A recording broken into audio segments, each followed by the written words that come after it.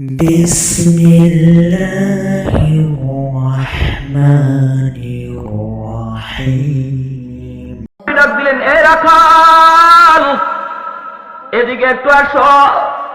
বেলাল আওয়াজটা পাইলেন গর্তের ভিতর থেকে, কে যেন রাখাল করে ডাক দিল। বেলাল সামনের দিকে আগান। আগে আল্লাহ নবীর চেহারা দেখা, নবীর চেহারার দিকে বেলাল তাকায় রইছেন। আল্লাহর নবী তখন বলতেছেন, এরে রাখাল, তোমার কাছে কোন ছাগলের উলানে দুধ আসেনি? আমার পানির তৃষ্ণা লাগছে, ক্ষুধাও লাগছে, একটু দুধ খাওয়াবানি। বেলালে হাফসি বলে, মুসাফির কে আপনি চিনি না, কিন্তু আমি আপনাকে আপনি যা চাইছেন তা খাওয়াইতাম। আমার ছাগলের কোনো উলানে তো দুধ নাই, আমি কেমন করে আপনাকে দুধ পান করাবো? আমার কোনো ছাগলের উলানেই তো দুধ নাই, কেমন করে আমি আপনার উপকার করব? দ্বীনের নবী, মায়ার নবী তখন বলতেছেন, রে রাখাল, যে কোনো একটা ছাগল তুমি আমার কাছে নিয়ে আসো। ছাগলটা তুমি আমার কাছে নিয়ে আসো। ছাগল আনা হলো তোমার কাম, উলানে হাত দেওয়া আমি নবীর কাম, আর দুধ পৌঁছায় দেওয়া আমার আল্লাহর কাম। আর একটু জোরে সুবহানাল্লাহ। বেলাল অবাক হয়ে গেলেন, অবাক অবাক। কয় কি মুসাফির, একটা মরা ধরা ছাগল, জীর্ণ শীর্ণ একটা ছাগল আল্লাহর নবীর কাছে হাজির করলেন। উলানে দুধের কোনো বংশ নাই। দ্বীনের নবী, মায়ের নবী, তার বরকতি হাত মোবারক নবী যখন যেই মাত্র উলানের মধ্যে লাগাইলেন, সাথে সাথে আমার নবীর বরকতি হাত যেখানে লাগে ওই জায়গায় বরকত পৌঁছায় দেখে। আরেকটু জোরে বলেন কে? নবীজি যেই মাত্র হাত মোবারক লাগায় দিলেন, সাথে সাথে উলানটা দুধে ভরপুর হয়ে গেল।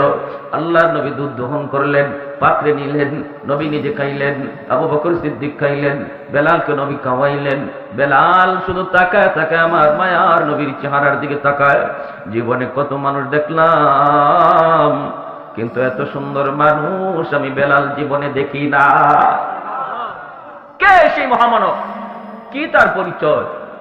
বেলাল এতটাই নবীর এই মুজিজা দেখা, যে বকরিতে দুধের কোনো বংশ নাই, কোনো বাচ্চা নাই, কাচ্চা নাই, এই বকরিতে দুধ আসলো কেমনে? আর ইনি কে? কি তার পরিচয়? এতটুকু কথা বেলাল এদিন আর জিজ্ঞেস করলেন না। বেলাল হাবশি তিনি বকরিগুলা লইয়া চলে গেলেন। মাথার মধ্যে শুধু এক চিন্তা, গেলেন বাড়িতে, মালিকের বাড়িতে, বাড়িতে দেন মা বকরিগুলি রাখলেন। রাতের বেলা গেলা বেলাল ঘুমাবে, ঘুম তো আসে না, ঘুম তো আসে না। কি দেখলাম, কারে দেখলাম, তিনি কে, কি হলো, কে সে মহামানব? আমার ভাইরা, বন্ধুরা, যুবক, বেলাল হাবশি যেই মাত্র আল্লাহর নবীর চিন্তায় তিনি চিন্তিত, চিন্তায় তিনি চিন্তিত। আজ আমি কাকে দেখলাম, কি তার পরিচয়, আমি কেন তারে জিজ্ঞেস করলাম না? কি আপনার নাম, কে আপনি, কোত্থেকে এসেছেন? ঠিক আছে, আগামীকাল জিজ্ঞেস করব। আগামীকালও বেলাল ইচ্ছা করে বকরি নিয়া মায়ার নবী যেই গুহায়, ওই গাড়ে হেরার পাশে বকরি রাখালি শুরু করলেন। মনে মনে চিন্তা হলো, আজ যদি উনি আমাকে ডাক দেয়, আজও আমি ওনার কাছে যাব, যাইয়া ওনাকে জিজ্ঞেস করবো, আপনি কে, কি আপনার পরিচয়? দ্বিতীয় দিন বেলাল গেলেন, কিন্তু মায়ার নবী তারে ডাকও দিলেন, নবীজির কাছেও গেলেন। আগের দিনের মতোই দুধ দহন হলো, কিন্তু বেলাল নবীর কাছে যাওয়া মাত্রই মনের সমস্ত প্রশ্নের কথা তিনি নবীর চেহারা দেখে ভুলে যান। মনের কথা বলতে পারেন না, মনের কথা মনেই থেকে যায়। ওই দিন আল্লাহ নবীকে শুধু নয়ন জোড়া তিনি দেখলেন। আল্লাহু আকবার। চলে গেলেন ওই দিনও। এই রাতে বেলালের ঘুম নাই, খাওয়া নাই, একটাই টেনশন, কে সেই মহামানব? আমি কেন তার কাছে গেলে পরে কথা বলতে পারি না? আমি কেন তার কাছে গেলে পরে আমার মনের কথা জানাইতে পারি না? কে সেই মহামানব? বেলাল কই, আগামীকাল আর মিস করব না, আগামীকাল আর মিস করব না। আগামীকাল বেলাল আসলেন। আসার পরে আল্লাহ নবী আজ ডাক দিলেন। ডাক দেওয়ার নবী জিজ্ঞেস করেন, রাখাল, 3 দিন তুমি এই জায়গায় আসতেছো, ও রাখাল বলো না তুমি কার বকরি রাখালি করো, কি তোমার নাম? এইবার বেলাল বলতেছে, আমার নাম হলো বেলাল, আমার বাড়ি হলো হাবশায়, আমি হলাম উমাইয়ার গোলাম, আমি তার বকরি রাখালি করি। আল্লাহর নবী, দয়ার নবী যখন প্রশ্ন করলেন, তখনই বেলাল চিন্তা করলেন, এখনই আমার টাইম যায়, এখনই সুযোগ যায়। জিজ্ঞেস করতেছে, ওগো মহামানব, আপনি তো আমাকে জিজ্ঞেস করলেন আমার নাম, আমার পরিচয়, কিন্তু আপনার নাম কি, আপনার পরিচয় কি, এই কথাটা 3 দিন মনের ভিতরে নিয়ে আসি জিজ্ঞেস করব, কিন্তু আপনার নুরানি চেহারা দেখার পর আমি ভুলে যাই। ওগো নবীজি, যেদিন থেকে আমি আপনার নাম শুনেছি ওই দিন থেকে আপনার প্রেমে পড়েছি। আজ আমি নিজের চোখে দেখলাম, আজ 3 রাত আমি বেলালের ঘুম নাই, ঘুম নাই, ঘুম নাই। ওগো নবী, আমি আর দেরি করতে চাই না, এই মুহূর্তে আমাকে কালেমা পড়াইয়া মুসলমান বানায় দে। বেলাল হাবশী মুসলমান হয়ে গেলেন। মুসলমান তো হলেন, সাথে সাথে আওয়াজ রটে গেল মক্কায়, আবু জাহেলের কানে চলে গেল, উমাইয়ার কানে চলে গেল। মালিকের কানে যাওয়া মাত্রই বেলাল যেই মাত্র তিনি যায় পৌঁছলেন, বেলালকে জিজ্ঞেস করা মাত্রই বেলাল বিন্দু পরিমাণ মিথ্যা বলেন না। এক আল্লাহর পরিচয় পেয়ে গেছেন, সত্য ধর্মের পরিচয় পেয়ে গেছেন। যেই মানুষটা সত্য ধর্মের পরিচয় পায়, এই মানুষটা সত্য কোনোদিন গোপন করতে পারে না। সূর্য যদি পূর্ব দিগন্তে উঠে, এই সূর্যরে কোনো কিছু দিয়া আড়াল করা যায় না, ঠিক না? সূর্যের আলোর চেয়েও ইমানের আলো আরো বেশি পাওয়ারফুল। এজন্য যার অন্তরে ইমান চলে আসে, এটাকে লুকানো যায় না, আটকানো যায় না। বেলাল হাবশী অকপটে স্বীকার করে দিলেন, হ্যাঁ আমি কালেমা পড়ে মুসলমান হয়ে গেছি। আমার ভাইরা বন্ধুরা, যুবক, যেই মাত্র বেলাল এই কথা স্বীকার জানায় দিলেন, উমাইয়ার মাথা নষ্ট হয়ে গেল, আবু জাহেলের মাথা নষ্ট হয়ে গেল, আবু লাহাবের মাথা নষ্ট হয়ে গেল, একে একে সবগুলির মাথা নষ্ট হয়ে গেল। উমাইয়া ডাক দিয়ে কয়, বেলাল, যদি তুমি জান বাঁচাইতে চাও দ্রুত মুহাম্মাদের ধর্ম ত্যাগ করো, আমাদের দেবদেবীর ধর্ম তুমি গ্রহণ করো। বেলাল কয়, যেই আল্লাহর নাম আমি জবান দিয়ে একবার নিয়েছি, কোনদিন এই জবান দিয়ে মূর্তির নাম বের করা যাবে না। আহাদ আহাদ জবান দিয়ে শুধু বের হয়, আল্লাহ আল্লাহর জিকির জবান দিয়ে বের হয়। দিনের বেলা নির্যাতন, রাতের বেলা নির্যাতন, সর্বদিক দিয়ে বেলালের উপরে নির্যাতন শুরু হয়ে গেল। মালিকও পিটায়, উশৃঙ্খল যুবকগুলিও পিটায়, রাতের বেলাও পিটায়, দিনের বেলাও পিটায়।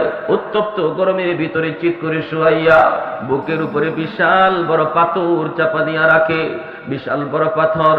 আবার বডির দুনো দিক দিয়ে দাঁড়ালো কাটা রাখে, যেন বডিটা তিনি নড়াচড়া করতে না পারেন। এইভাবে রক্ত জড়ে, গোশতগুলি কষে কষে পড়ে। সিদ্দিকে আকবর একবার তিনি পার দিয়া যাইতেছেন, বেলালের কান্নার আওয়াজ, চিৎকারের আওয়াজ শুই না বেলাল কাছে গেলেন, যাইয়া তিনি কানে কানে বলতেছেন, ভাই বেলাল, উমাইয়ার মন খুশি করার জন্য তুমি একবার ওদের কথা বলে দাও, জান বাঁচানোর জন্য কখনো কখনো মিথ্যা বলাও জায়েজ।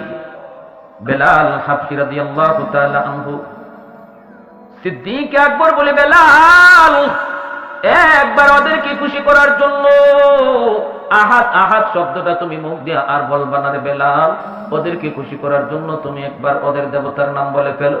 বেলাল হাবশী তখন বলতেছেন, ভাই আবু বকর, আমি চাইলেও আমার মুখ দিয়া আমার আল্লাহর নাম ছাড়া অন্য কিছু বের হয় না, চাই যদি তাও বের হয় না রে আবু বকর, চাইলেও আমার আল্লাহর নাম ছাড়া আর কিছু বের হয় না। এতদিন পর্যন্ত আমি আমার মালিককে চিনি নাই, আমার নবীর পরিচয়টাও আমি পাই নাই, এখন পেয়ে গেছি। না না, আমার মুখ থেকে বের হয় না। যেই মানুষটার জবানের মধ্যে আল্লাহ আল্লাহর জিকির জপ্ত হয়ে যায়, যেখানেই যায় ঘুমন্ত অবস্থায় তার জিহ্বাটা আল্লাহ আল্লাহ জিকির করে। জিকিরের মধ্যে যেই মানুষটা সর্বদা আমলে লিপ্ত হয়, ঘুমায় গেল তার জিহ্বা আল্লাহ আল্লাহ জিকির করে।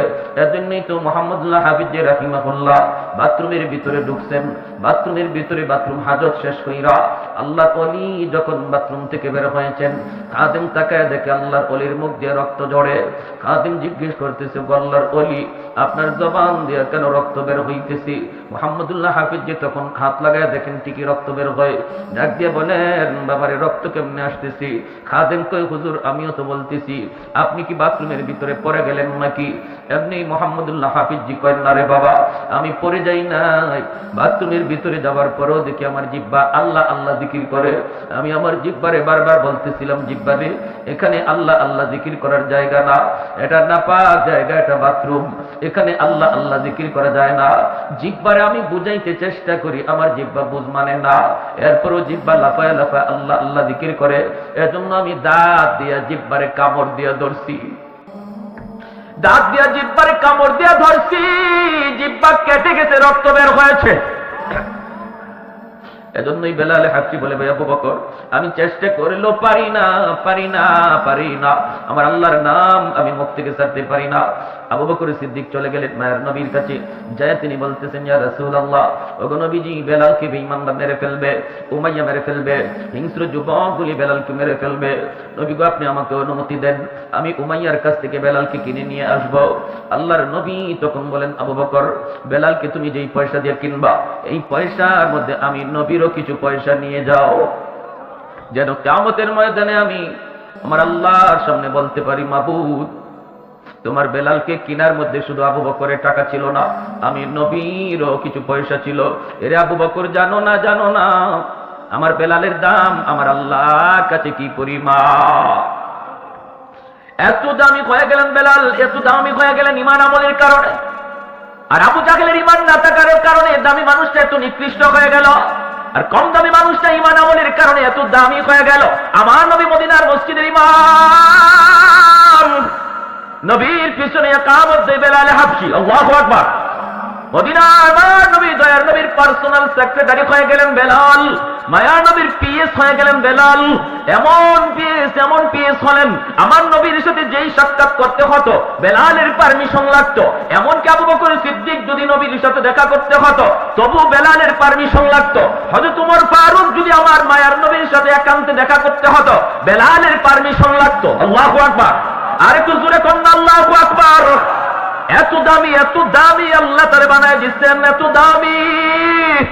মায়ার নবীর কাছে মানুষজন দেখা করতে আসে, বেলাল সবার মেহমানদারি করেন, কখনো কারো কাছ থেকে ধার এনেন, কখনো কারো কাছ থেকে ঋণ এনে বেলাল ওই মেহমানদারি করতেন।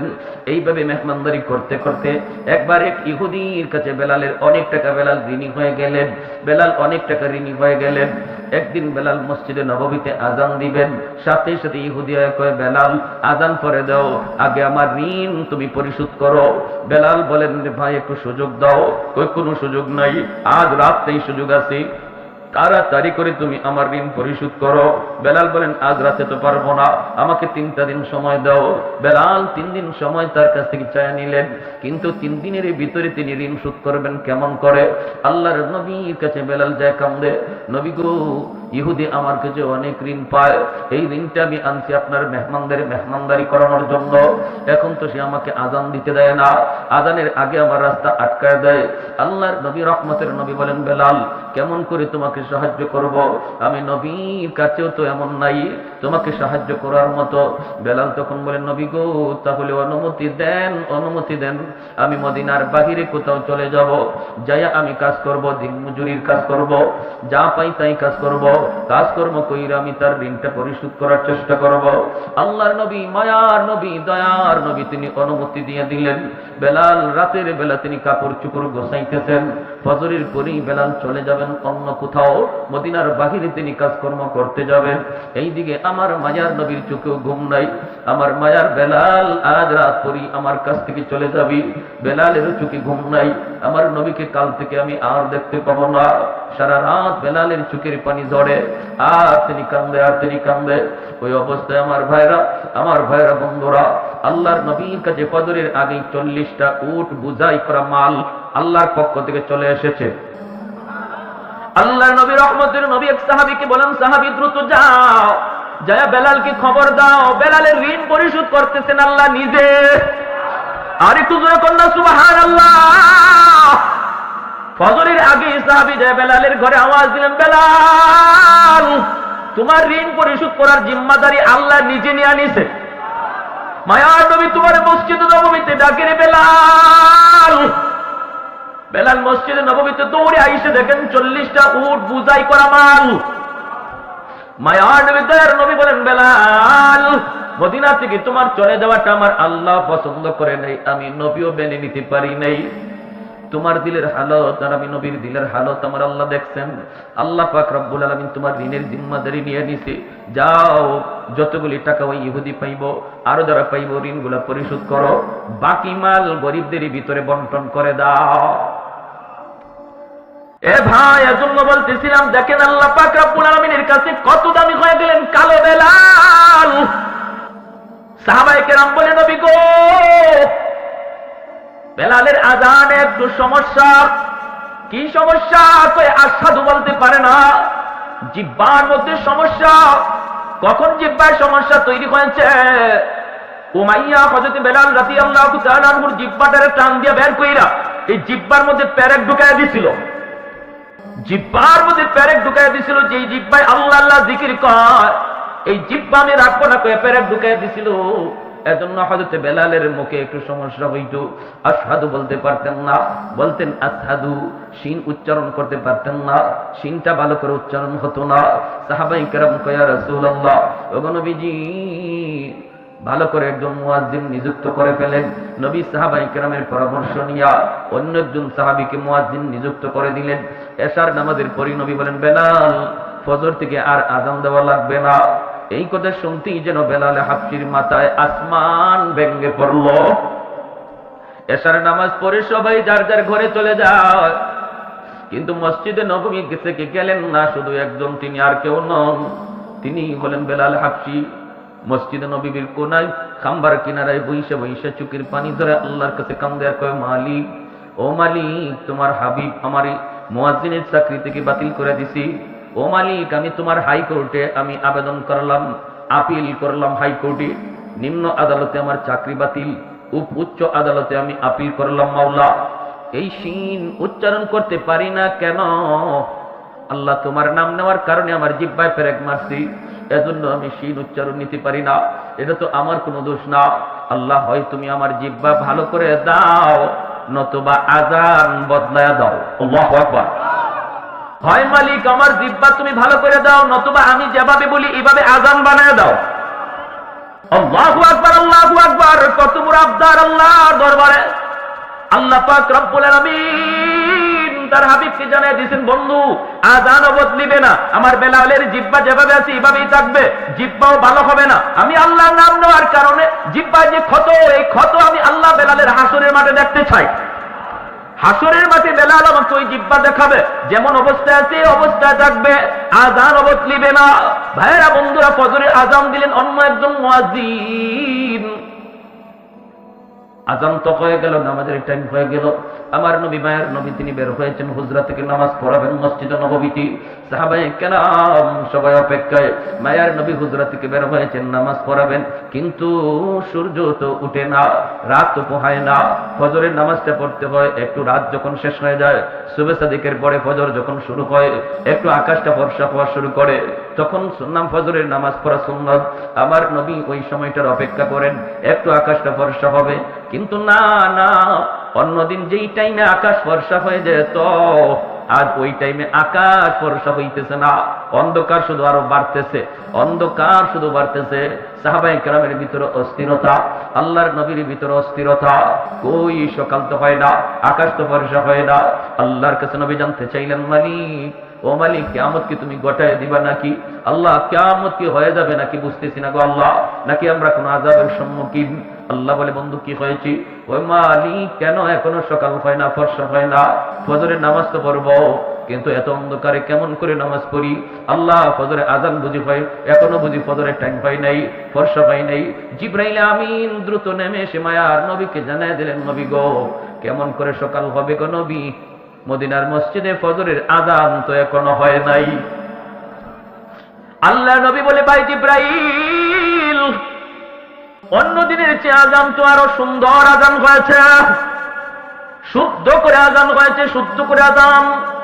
জিবরাইল আমিন কই, নবী গো, জানি না, তবে অন্য দিনের আযান আমরা আসমানের ফেরেশতারাও শুনতে পাইতাম, শুধু আমরা না, আরশের মালিক আরশে বইসা শুনতেন। কিন্তু আজ ফজরে আযান আমরা আকাশের ফেরেশতারা শুনি নাই, আল্লাহ নিজেও শুনে নাই, এজন্যই রাত শেষ হইতেছে না। ওগো নবীজি, বেলাল আযান না দেওয়া পর্যন্ত রাত কিন্তু পোহাবে না। মায়ার নবী দয়ার নবী কয়, বেলাল আমার আল্লাহর কাছে এত দাবি হয়ে গেছে বেলাল, আমরা তো বুঝতে পারি নেই বেলাল, দ্রুত আযান দাও। বেলাল আযান দিলেন, রাত পোহালো, দিনের আভাস দেখা গেল। জোরে করুন সুবহানাল্লাহ। রমজান শরীফ, মায়ার নবী সেহরি খাইতেছেন। রমজানে সেহরি খাওয়া কি সুন্নত, ঠিক না? সেহরি খাওয়া সুন্নত।